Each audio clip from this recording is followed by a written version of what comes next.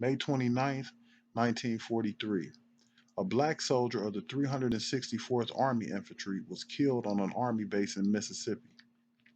This was the beginning of the loss of 1,227 African American soldiers during World War II on that American base. The 364th was an all black regiment of soldiers that had been stationed in Jim Crow era Centreville, Mississippi. At that time, the Army had begun intensifying its efforts to recruit blacks, but was still racially segregated. The few black regiments designated for combat were typically undertrained, undersupplied, and sent to stations where they were isolated and subject to insult and attack from hostile white civilians.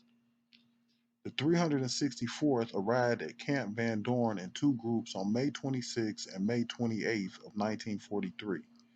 On May 29th, a black soldier, Private William Walker, from the regiment was detained by a military policeman and questioned about his improper uniform and lack of pass, resulting in a fight.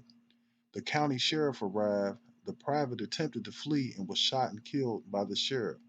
Shortly after, a supply room was stormed by men of another company of the same regiment where they took a number of rifles. A crowd gathered near the regimental exchange and a riot squad made up of black military policemen fired into the crowd. One soldier was wounded by this exchange. The Army High Command in Washington, D.C. warned base and regimental commanders that they were to end the racial violence or lose their jobs.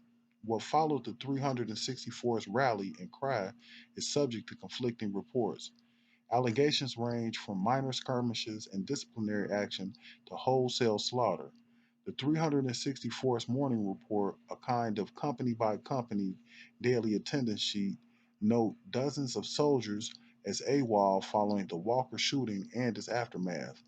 Files in the National Archives trace some who made their way north, seeking from their local induction boards asylum from what they called a life threatening situation. In December 1943, the remaining men of the 364th were relocated to camp in the Aleutian Islands. It was then that their personnel roster began to show signs of loss. Records showed around 1,000 of the 3,000 men left the 364th at the war's end. In other words, from June 1943 until Japan's surrender, about one soldier's name per day disappeared from the 364th roster. Mississippi Congressman Benny Thompson and the NAACP, fearing a massacre had occurred at Centreville, investigated the issue. The Army devoted thousands of hours and hundreds of thousands of dollars to explain the massive losses.